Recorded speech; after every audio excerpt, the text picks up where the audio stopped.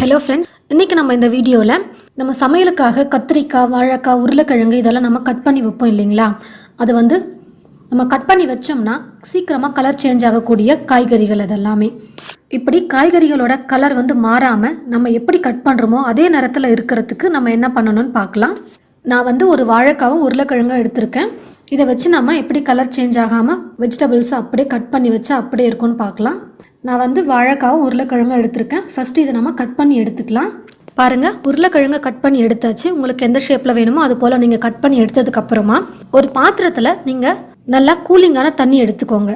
அப்படி கூலிங்கான தண்ணி எடுத்துக்கலனாலும் பரவாயில்ல, நார்மல் தண்ணி எடுத்துட்டு அதில் ஒரு 4-5 ஐஸ் கியூப் போட்டு வச்சுடுங்க. அதுக்கப்புறம் அந்த பாத்திரத்தில் நம்ம கட் பண்ணி வச்சுருக்கிற உருளைக்கிழங்கை போட்டு வச்சிட்டோம்னா கலர் சேஞ்ச் ஆகவே ஆகாது. ஒரு நாள் ஆனாலும் அந்த உருளைக்கிழங்கோட நிறம் சேஞ்ச் ஆகவே ஆகாது. நம்ம எப்படி கட் பண்ணமோ அதே நேரத்தில் தான் இருக்கும்.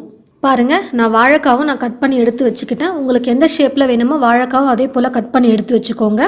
அதுக்கப்புறம் நார்மல் தண்ணியில் ஐஸ் கியூப்ஸ் போட்டு வைக்கிறதோ இல்லை ஃப்ரிட்ஜ் வாட்டரில் நீங்கள் கட் பண்ணி வச்சுருக்கிற வெஜிடபிளை போட்டு வச்சாலும் கலர் சேஞ்ச் ஆகாது. அப்படி இல்லைனாலும் ஒரு சிலர் வீட்டில் ஐஸ் கியூப் இருக்காது, கூலிங் தண்ணி இருக்காது, ஃப்ரிட்ஜ் இருக்காது. இப்படி இருக்கிறவங்க எப்படி கட் பண்ணி வச்சுருக்கிற காய்கறிகளோட நிறம் மாறாமல் இருக்கணும் அப்படின்னு பார்க்கலாம்.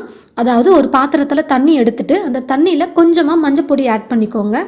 அதுக்கப்புறம் மஞ்சப்பொடி சேர்த்து அந்த தண்ணியில் நம்ம கட் பண்ணி வச்சுருக்கிற காய்கறிகளை போட்டுக்கலாம். இப்படி போட்டு வைக்கிறதுனாலையும் அந்த காய்கறியோட நிறம் மாறாமல் அப்படியே ஃப்ரெஷ்ஷாக இருக்கும்.